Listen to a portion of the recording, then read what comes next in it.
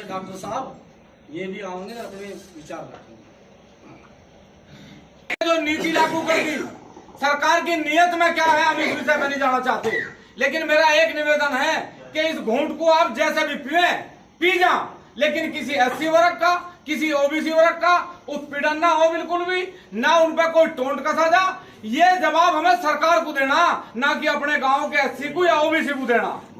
वो चुनाव लड़े, हमें कोई ऐतराज नहीं है, उनका अधिकार सरकार ने दिया, वो लड़े, लेकिन हम इस बात का जवाब इस देश की सरकार को देंगे कि यदि उसने अपनी वोट बैंक के चक्कर में हमारे अधिकारों का हनन करा तो आने वाले विधानसभा और लोकसभा में हम भी उन विधायक और एमपीओ का पूर्ण रूप से बहिष्कार करेंगे और उनके अधिकारों का हम भी हनन करने का प्रयास करेंगे। और सरकार तक आवाज पहुंचाने का और सरकार से सवाल करने का एक बहुत बड़ा जरिया है ये मीडिया, बहुत बड़ा जरिया। न्यायालय की गाइडलाइंस नहीं है, इसमें कोई सर्वोच्च न्यायालय की गाइडलाइंस नहीं है, ये सरकार के अधीन व्यवस्था है। सरकार को नियम बनाना होता है। अखिलेश सरकार ने 2015 में चक्रीय जीरो से शुरू किया था, 2015 के परिसीमन पर ये चुनाव होने जा रहा है। सरकार को ने पहले घोषणा ही कुछ नहीं होती, उनके सर पर उनको बैठाया जाता है, उसका अंजाम बहुत खराब होता है। बहरहाल बहुत ही मुख्तसर से अल्फाजों में मैं भी अपने गांव जसोई की तरफ से और माननीय हमारे मोहतरम ललित राणा जी ने जितनी बातें आपके सामने रखी हैं उन सब का समर्थन करते हुए मैं भी गांव जसोई की तरफ से अपनी आपत्ति दर्ज कराता हूं। उत्तर प्रदेश पंचायत चुनाव 2021 का आरक्षण चार्ट आया है, तब से पूरे उत्तर प्रदेश के हर जिले हर ब्लॉक के गांव में असंतोष है, आक्रोश है और कहीं ना कहीं लोगों ने अपने आक्रोश को आपत्ति के रूप में भी, प्रदर्शन के रूप में भी, बैठकों के रूप में सरकार तक अपना संदेश पहुंचाने का काम कर रहे हैं। पूरे प्रदेश के लोगों को यह उम्मीद थी उत्तर प्रदेश पंचायत चुनाव अधिनियम के तहत 2015 में जो परिसीमन किया गया था उस परिसीमन को की नीति खराब है। और यदि आज ये विरोध सामान्य वर्ग कर रहा कि उन्हें चुनाव लड़ने का रोक दिया गया, तो मैं खुले तौर पर कह रहा इस बात को, यदि सरकार इस बार इन्हें चुनाव लड़ने के लिए रोक दिया सरकार ने, चाहे वो जिला पंचायत का चुनाव हो चाहे प्रधानी का चुनाव है, तो सरकार भी कान खोल कर सुन ले। यदि हम वोट लेने लायक नहीं रहे तो हम वोट देने वाले भी नहीं। हम सन 2022 के चुनाव का भी और सन 2024 के चुनाव का भी पूर्ण रूप से बहिष्कार करेंगे। मेरा एक निवेदन आप लोगों से है, बैठे सब, मेरा एक निवेदन और है सबसे। एक तो गांव में जिस समाज की, जिस देश की संस्कृति नष्ट होगी वो देश और वो समाज अपना आप समाप्त हो जाकर, उसे कोई समाप्त करने के लिए बंदूक और तोप की जरूरत नहीं पड़ती। दुनिया में सबसे अच्छी चीज है संस्कृति। यदि संस्कृति नष्ट हुई तो समझो समाज और देश अपना आप नष्ट हो जा। इसलिए एक तो गांव में यहाँ जिम्मेदार लोग बैठे वो इस चीज में पाबंदी लगाएं कि इस बार के चुनाव में कोई भी शराब जैसी व्यवस्था गांव में नहीं लागू होगी। दूसरी व्यवस्था ये है कि गांव में नई उम्र के लड़के हैं, गांव में नैकर पहन के फिरे, हाफ पैंट के हैं, जिसे हम ये कह रहे हैं कि आज से बाद में यदि किसी गांव में भी कोई भी लड़का यदि वो हाफ नैकर पहना हुआ मिला तो गांव वाले या तो उसे समझाएं, नहीं तो उसे दंडित करने का काम करें। एक मेरा निवेदन और है, आप सब लोग बुद्धिजीवी हैं, बड़ों की कहावत थी जिसके धीनी उसके देली है, ये कहावत थी बड़ों की।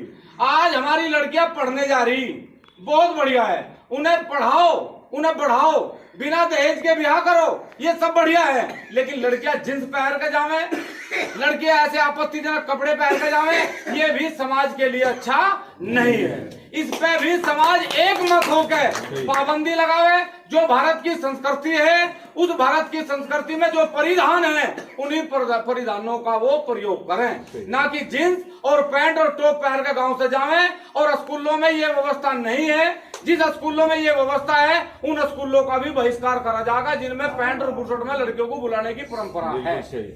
तो आप लोगों से मेरा निवेदन है और सरकार से ये बिल्कुल आगाह है कि सरकार सभी गांवों में आरक्षण के व्यवस्था को समाप्त करे और सरकार सामान्य वर्ग में सारे सामान्य गांव करे, उसमें सभी ओबीसी एससी सामान्य को लड़ने का अधिकार हो, जो भी किस्मत से जीते उसे गांव वाले स्वीकार करें।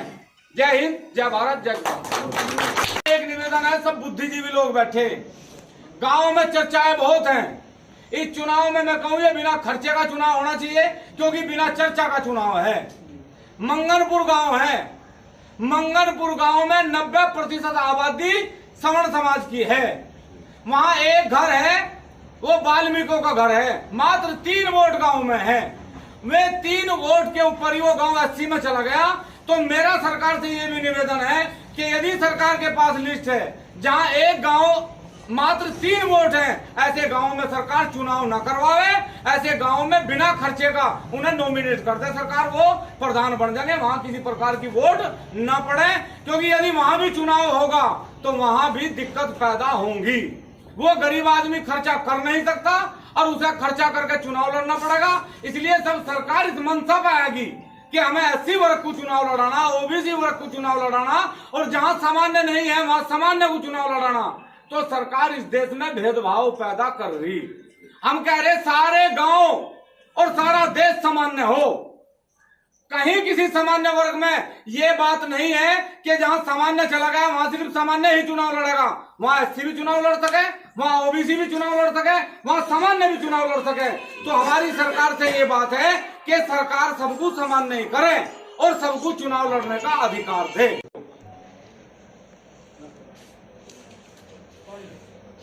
आप सब लोग इस बात से भली भांति परिचित हैं कि देश की व्यवस्था जाति में बांटकर नहीं चल सकती। हमें 1% भी ऐतराज नहीं है, 1% भी कैसा हो कि सरकार एससी वर्ग को, ओबीसी वर्ग को या सामान्य वर्ग को चुनाव न लड़ावे और उनका अधिकार उन्हें न दे। लेकिन सरकार अच्छी तरीके से इस व्यवस्था को जाने कि जब हम लोग विधानसभा के चुनाव में अपने विधायकों को चुनकर भेजे, वही विधायक अपने बीच में से जिस व्यक्ति को चाहे उसे इस प्रदेश का मुख्यमंत्री घोषित करें। वहां कोई रिजर्वेशन नहीं, वहां कोई व्यवस्था नहीं कि इस देश में प्रधानमंत्री एससी का बनेगा या प्रधानमंत्री ओबीसी का बनेगा या ये सामान्य वर्ग का बनेगा। उनकी अपनी इच्छा है 403 विधायक बने और वो 403 विधायक अपना एक मुख्यमंत्री चुन ले, 543 एमपी बने वो अपना प्रधानमंत्री चुन ले। हमारा कोई 1% भी ऐतराज नहीं कि एससी एसटी को उसका अधिकार ना मिले, ओबीसी को उसका अधिकार ना मिले, सामान्य को उसका अधिकार ना मिले। लेकिन मैं कह रहा गांव में यदि इस प्रकार की व्यवस्था बांट के और जो पंचायत के लिए क्या मुद्दे थे पंचायत के? देखो मुद्दा तो ऐसी है बात, मान लिया सरकार सन 1950 में संविधान हुआ और उसमें सब आज़ाद हुए। जब आज़ाद भारत हो गया तो इस आज़ाद भारत में मात्र राजनीतिक स्वार्थ को साधने के लिए ऐसी व्यवस्था क्यों करी जा कि लोगों को गुलामियत महसूस हो। आज़ाद भारत है, सब गांव सब समाज आपस में एक साथ रहने की कोशिश करे। हमारा सवाल ये जो सरकार गांव में आरक्षण लागू करे कि भाई ये एससी वर्ग में चला गया, ये ओबीसी वर्ग में चला गया, ये सामान्य वर्ग में चला गया, मतलब एक बड़े तबके को चुनाव को लड़ने से रोकने का षड्यंत्र सरकार मात्र वोट लेने के लिए करे। तो सरकार ये समझे कि कोई नहीं चाहता कि गांव में प्यार न रहे, इसलिए हम चाह रहे हैं कि सभी गांव सामान्य में हो और सभी को लड़ने का अधिकार दिया जा, चाहे वहाँ एससी वर्ग का व्यक्ति लड़े, चाहे ओबीसी वर्ग का लड़े, चाहे सामान्य वर्ग का लड़े। इसलिए सरकार की नीति और नियत में खोट है। जब चुनाव शुरू हो जाते हैं तो गांव दर गांव शराब दावतें शुरू हो जाती, तो क्या कहना चाहिए, क्या निर्णय लिया? देखो मैं आज इस पंचायत में ये भी निर्णय लिया गया पूर्ण रूप से कि इस बार का जो चुनाव होगा, चाहे वो जिला पंचायत का चुनाव हो, चाहे वो ग्राम पंचायत का चुनाव हो, कोई भी कैंडिडेट, चाहे वो प्रधान पद का दावेदार हो, चाहे बीडीसी का दावेदार हो, चाहे जिला पंचायत का दावेदार हो, यदि किसी भी गांव में वो शराब वितरित करता हुआ पकड़ा गया या उसने शराब जैसी कोई शिकायत आई या दावतों जैसी कोई शिकायत आई तो उसका पूर्ण रूप से बहिष्कार करा जाएगा, उसे गांव में कोई वोट नहीं मिलेगी। एक आपने जींस पे पैंट पर रोक लगाने के लिए बात की, क्या बात? देखो भारत की संस्कृति है, भारत में सरकार भी कह रही बेटी पढ़ाओ बेटी बचाओ, हम इसका स्वागत करें।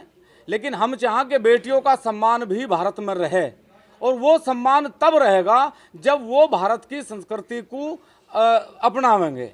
हम नहीं चाहते कि हमारे देश में और हमारे परिवारों में लड़कियां जींस पहनें और वो जींस पहन के बाहर जावें। हमारा ये कहना कि वो भारत का जो परिधान है उसे धारण करें, और जो लड़के गांव में हाफ नेकर पहन के फिरें या तहमंद पहन के फिरेंगे, अब उनका सामाजिक रूप से बहिष्कार भी करा जाएगा, और यदि वो नहीं मानेंगे तो उन्हें दंडित भी करने का काम समाज करेगा। जिनकी बेटियां जींस और टी शर्ट पहन के जाएगी तो उनका परिवार का देखो, हमने आज एक घोषणा कर दी, कोई नहीं चाहता कि उसकी लड़की जींस पहने। यदि वो किसी गलत व्यवस्था में या शहर की व्यवस्था या उस हाई स्टेटस की व्यवस्था को देख के गाँव के कल्चर को वो समाप्त करना चाहा, तो उस परिवार से हम पहले कहेंगे कि वो उसे मनावे, और यदि नहीं मनाते तो उस परिवार को भी इसके लिए दंडित करा जाएगा। किस तरह के दंड की व्यवस्था की गई? दंड तो है, सामाजिक दंड बहुत हैं भाई। अगर वो नहीं मानते तो ठीक है, वो अपना सामाजिक बहिष्कार झेलने के लिए तैयार रहें। सामाजिक व्यवस्था सिर्फ समाज से चले, उसमें कोई सरकारी दंड नहीं है, कोई उन्हें हम जेल नहीं करवा सकते, उनके खिलाफ कोई मुकदमा नहीं करवा सकते। हम कह रहे हैं कि समाज उनसे दूरी बनाने का काम करेगा और समाज की किसी व्यवस्थाओं में उन्हें नहीं बुलाया जाएगा। जो स्कूल कॉलेज इस तरह की ड्रेस पहनने के लिए लागू करते हैं, टी शर्ट पहनने के लिए लागू करते हैं, उन पर किस तरह का? देखो, वैसे तो किसी स्कूल में मैं नहीं मानता कि सब में ड्रेस हैं, ड्रेस कोड है। ये एक व्यवस्था बनाई गई थी कि स्कूलों में जाके, कॉलेजों में जाके एक व्यवस्था को संपूर्णता प्राप्त हो।